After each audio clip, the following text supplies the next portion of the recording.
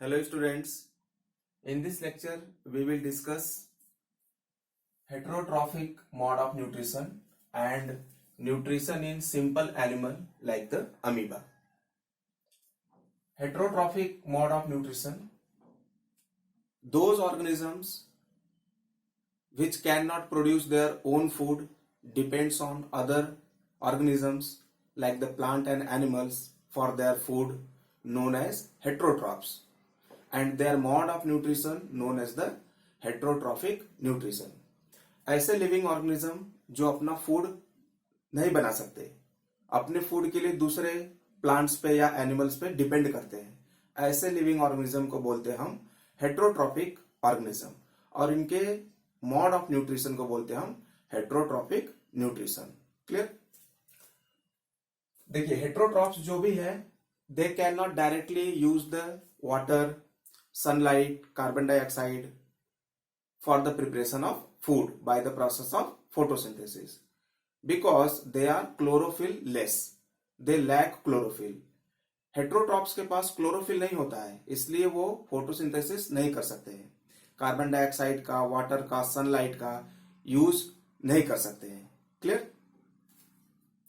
Heterotrophs examples like the bacteria and fungi, animals, ये सभी क्या है? हेटरोट्रॉपिक ऑर्गेनिज्म है. देखिए heterotrophic mode of nutrition mainly 3 types का होता है. पहला है सेप्रोफिटिक न्यूट्रिशन या सेप्रोट्रॉपिक न्यूट्रिशन, दूसरा है पैरासिटिक न्यूट्रिशन और तीसरा है होलोजोइक न्यूट्रिशन. सेप्रोट्रॉपिक को और भी क्या बोलते हैं हम? Saprophytic nutrition. Organisms first extracellularly digest the food and then absorb the digested food known as saprophyte, and this mode of nutrition is known as saprophytic nutrition. देखिए सेप्रोफिटिक न्यूट्रिशन में क्या होता है कि जो ऑर्गेनिज्म है वो dead and decaying plant and animal body से अपने नरिशमेंट को ऑब्टेन करता है या decaying plant and animal origin के प्रोडक्ट से न्यूट्रिशन को ऑब्टेन करेगा. क्लियर? तो ऐसे ऑर्गेनिज्म को क्या बोलते हैं हम? सेप्रोफाइट बोलते हैं या सेप्रोट्रॉफिक बोलते हैं. और इस मॉड ऑफ न्यूट्रिशन को क्या बोलते हैं हम? सेप्रोफिटिक या सेप्रोट्रॉफिक न्यूट्रिशन बोलेंगे. एग्जांपल यहां पे है bacteria and fungi. Actually saprophytic mode of nutrition में क्या होता है कि जो dead and decaying organic food है वो पहले डाइजेस्ट किया जाता है by secreting the enzymes from the bacteria and fungi. Bacteria और फंजाई पहले क्या करते हैं? एंजाइम सिक्रेट करते हैं. उस डेड एंड डिकेइंग फूड को क्या करते हैं? डाइजेस्ट करेंगे सेल के बाहर और उस डाइजेस्टेड फूड को, सिंपल फूड को देन एब्जॉर्ब कर लेंगे. तो इस तरह से सेप्रोफिटिक मोड ऑफ न्यूट्रिशन होता है. सेप्रोफिटिक मोड ऑफ न्यूट्रिशन में कोई भी फूड है वो एक्स्ट्रा सेलुलर डाइजेशन होता है. सेल के बाहर पहले डाइजेशन होगा, देन उस डाइजेस्टेड फूड को एब्जॉर्ब कर लेगा organism like the bacteria and fungi. तो इस तरह से ये है हमारा क्या? Saprophytic nutrition. क्लियर? नेक्स्ट है parasitic nutrition. In parasitic mode of nutrition an organism that is parasite obtain its food that is nutrients from the body of another living organism that is host without killing it. Parasitic mode of nutrition में क्या होता है?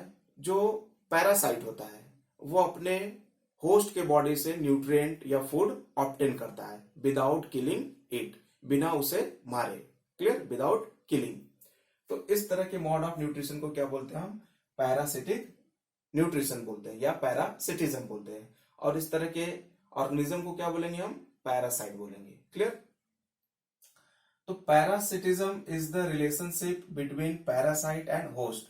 जो parasitism है या parasitic mode of nutrition है वो parasite और होस्ट के बीच का रिलेशनशिप है.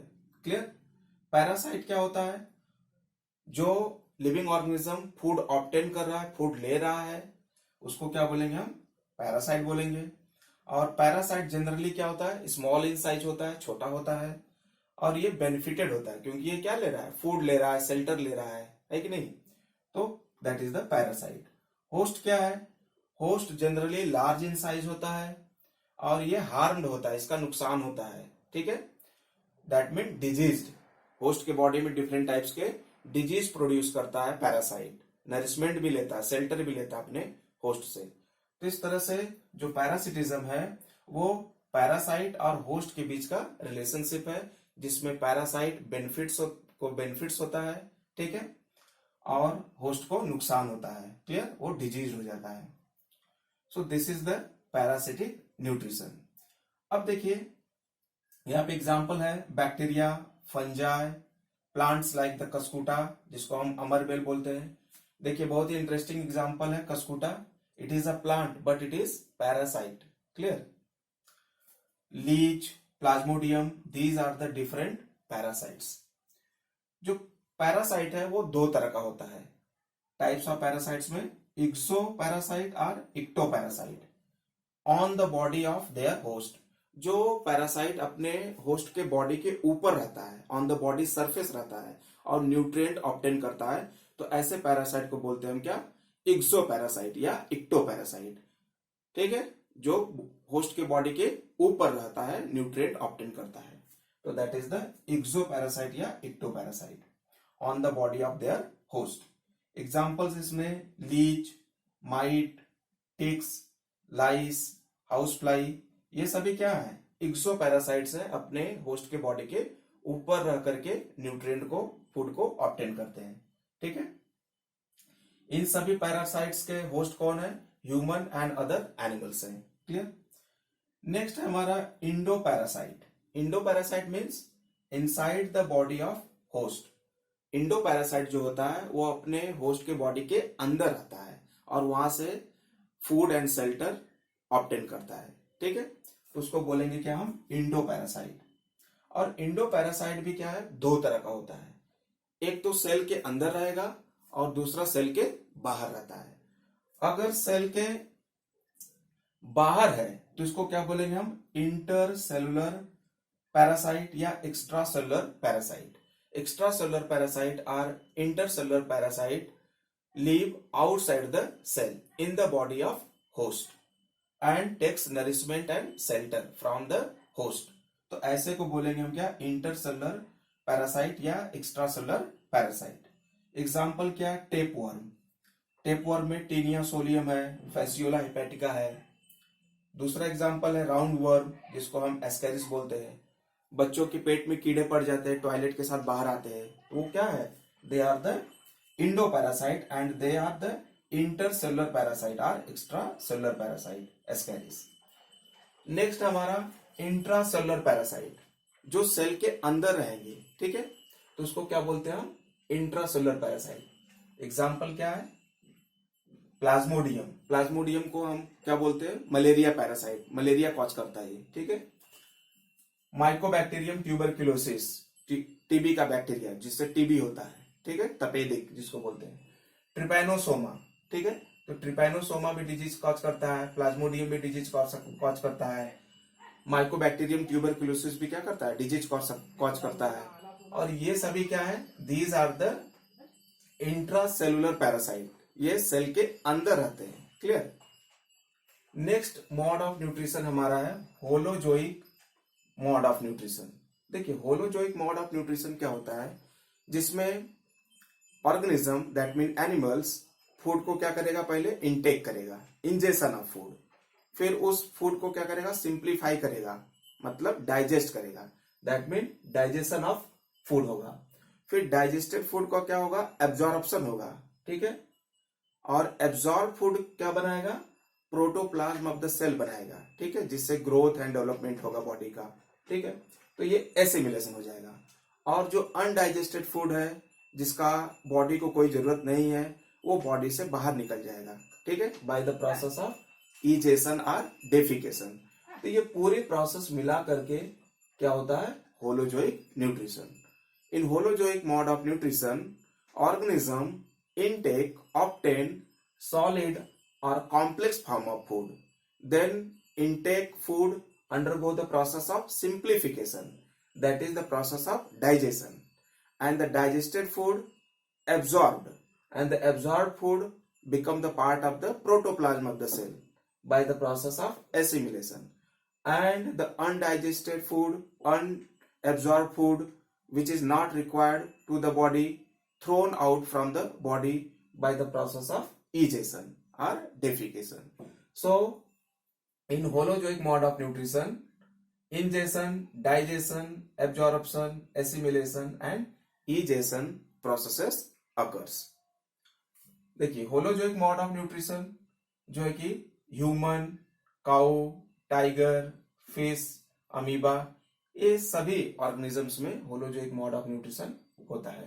क्लियर। अब हम लोग देखते हैं न्यूट्रिशन इन एनिमल्स। एनिमल के अंदर किस तरह का न्यूट्रिशन होता है। क्लियर। तो एनिमल क्या होता है, एनिमल्स आर हेट्रोट्रॉफिक। ठीक है, सभी जितने भी एनिमल्स है सभी क्या है, मल्टीसेलुलर है, यूकैरियोटिक है, और सभी जो है कि एनिमल्स अप्रॉक्स कैसे हैं, हेट्रोट्रॉफिक है, या तो वो पैरासाइट हो सकते हैं, या होलोजोइक हो सकते हैं, या सेप्रोफिटिक हो सकते हैं। क्लियर। तो they are the heterotrophic, means they can not prepare their own food, they depends on other organism, plant and animals for their food. So they are heterotrophs and their mode of nutrition is the heterotrophic nutrition. Animals on the behavior, food behaviour के हिसाब से 3 types के होते हैं, herbivores, carnivores, omnivores. Herbivores मतलब क्या, शाकाहारी, जो क्या करते हैं, ग्रीन प्लांट्स पे डिपेंड होते हैं अपने फूड के लिए, प्लांट प्रोडक्ट्स पे डिपेंड होते हैं अपने फूड के लिए। तो ऐसे एनिमल्स को क्या बोलते हैं हम, हर्बीवोर्स बोलते हैं, शाकाहारी जंतु। That is they are the primary consumer. और जो हर्बीवोर्स होते हैं वो प्राइमरी कंज्यूमर होते हैं। Clear. They depends on green plants and plant products for their food. Herbivores occupy trophic level second. जो हर्बीवोर्स है, जो प्राइमरी कंज्यूमर है, वो ट्रॉफिक लेवल सेकेंड ऑक्युपाई करता है। Examples of herbivores like the cows, deers, elephants, goat, है ना, ये सभी क्या है, herbivores है, शाकाहारी है। They depends on the green plants and plant products for their food. Next क्या है, carnivores, that is the secondary consumer. Carnivores को और भी क्या बोलते हैं हम, secondary consumer. Carnivore मतलब मांसाहारी। ठीक है। और carnivores occupy the trophic level third. Examples क्या है, lion, tiger, frog, snake, vulture, lizards, these are the carnivores animals. They depends on other organisms for their food. They depends on primary consumer, they depends on herbivores for their food. So they are the carnivores, secondary consumer. They occupy trophic level third. Next है हमारा omnivores. Omnivores also known as tertiary consumer or top consumer. और ये क्या है, सर्वाहारी है, सब कुछ खाते पीते हैं। Means they depends on green plants, plant product, on herbivores, on carnivores for their food. ये ग्रीन प्लांट्स को भी खा सकते हैं, प्लांट प्रोडक्ट्स को भी खा सकते हैं, हर्बीवोर्स को भी खा सकते हैं, कार्निवोर्स को भी खा सकते हैं। ठीक है। तो ऐसे ऑर्गेनिज्म को क्या बोलते हैं हम, ऑमनिवोर्स बोलते हैं, सर्वाहारी बोलते हैं। दैट इज टर्सरी और top consumer. Omnivores occupies trophic level fourth. Clear. Omnivores का एग्जांपल क्या है, human, cow, dog, crow, sparrow, bear, ant, myna, ये सभी क्या है, they are the examples of omnivores. Clear. They can utilize as a food green plant, plant product, herbivores, carnivores, all. Clear. Next, nutrition in simple animal like the amoeba. देखिए amoeba, it is the member of kingdom Protista and phylum Protozoa. amoeba जो है वो kingdom Protista और उसके अंदर phylum Protozoa आता है, इसका मेंबर है। अमीबा यूनिसेलुलर यूकैरियोटिक ऑर्गेनिज्म है, मतलब इसका बॉडी जो है एक सेल से बना होता है, सिंगल सेल होता है, और यूकैरियोटिक सेल है, मतलब वेल डेवलप्ड टाइप का सेल है। बॉडी जो है वो protoplasmic grade of body organisation होता है, protoplasmic grade of body organisation मतलब क्या, जो सेल के अंदर प्रोटोप्लाज्म है वही क्या है, that is the site of all the vital activity. Protoplasm में क्या होता है, पूरे लाइफ प्रोसेस, पूरे लिविंग एक्टिविटीज, जितने भी वाइटल एक्टिविटीज हैं सब के सब प्रोटोप्लाज्म में ही कंप्लीट होता है अमीबा के बॉडी में।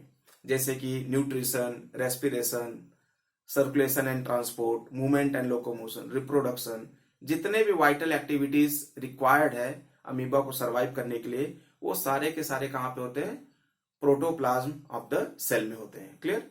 तो इस तरह से जो ग्रेड ऑफ बॉडी ऑर्गेनाइजेशन है अमीबा का, वो क्या है, protoplasmic grade of body organisation है। Means all the activities, all the life process takes place inside the protoplasm of the body. Amoeba जो है वो होलोजोइक मोड ऑफ न्यूट्रिशन को फॉलो करता है। Clear. Holozoic mode of nutrition का मतलब क्या, फूड को क्या करेगा, पहले इंजेस्ट करेगा, मतलब ingestion of food, then ingested food को क्या होगा, सिंप्लीफिकेशन, दैट मीन डाइजेशन होगा, और डाइजेस्टेड फूड का क्या होगा, फिर एब्जॉर्प्शन होगा, then absorb food become the part of the protoplasm that gradually causes the growth and development of the amoeba, that is the process of assimilation. और जो undigested food है, अनएब्जॉर्ब फूड है, जिसका अमीबा को कोई जरूरत नहीं है, ठीक है, अनवांटेड है, that will thrown out of the body, body से बाहर निकाल दिया जाएगा by the process of egestion. तो ये सारे प्रोसेसेस मिलकर क्या बनाते हैं, होलोजोइक न्यूट्रिशन बनाते हैं। क्लियर। यहाँ पे हम लोग डायग्राम के हेल्प से holozoic mode of nutrition in amoeba को डिस्कस करेंगे। तो हम देख रहे हैं यहाँ पे, ये क्या, अमीबा का डायग्राम है। क्लियर। ये क्या है, सेल मेम्ब्रेन है, ठीक, ये न्यूक्लियस है, और ये जो ग्रीन से है ये क्या, इसके अंदर प्रोटोप्लाज्म है। This is what, this is the food, और ये फिंगर लाइक प्रोजेक्शंस बन गया है, ठीक है, ये क्या है, स्यूडोपोडिया है। क्लियर। अब देखते हैं यहाँ पे कि सभी स्टेप्स फॉलो कर रहा है amoeba in holozoic mode of nutrition.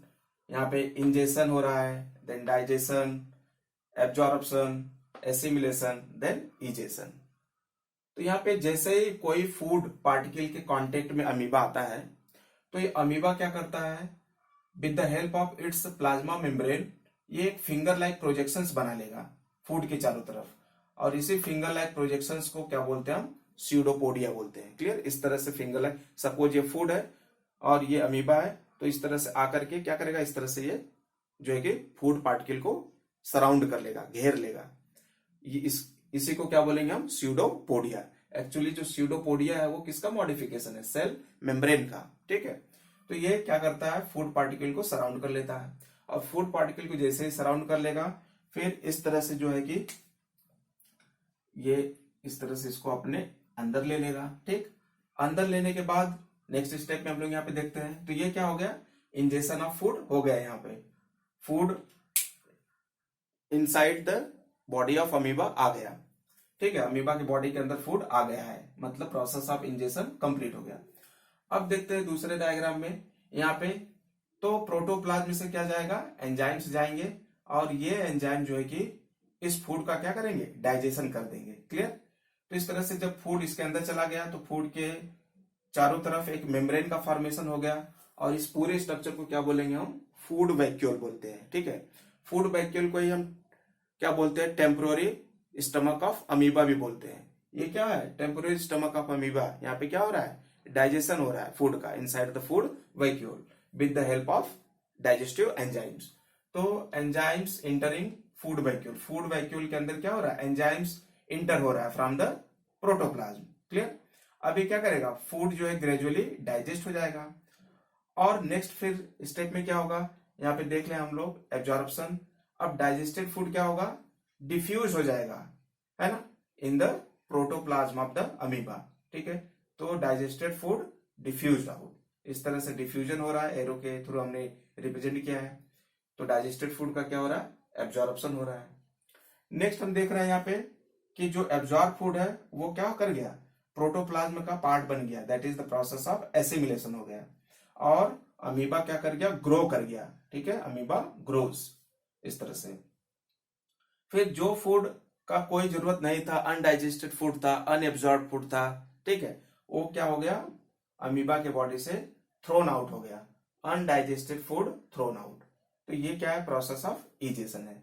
तो इस तरह से अमीबा जो है फॉलो करता है स्टेप्स को, ingestion, digestion, absorption, assimilation and egestion, and complete the holozoic mode of nutrition. Pseudopodia, it is the folding of the cell membrane to intake the food inside it. Clear?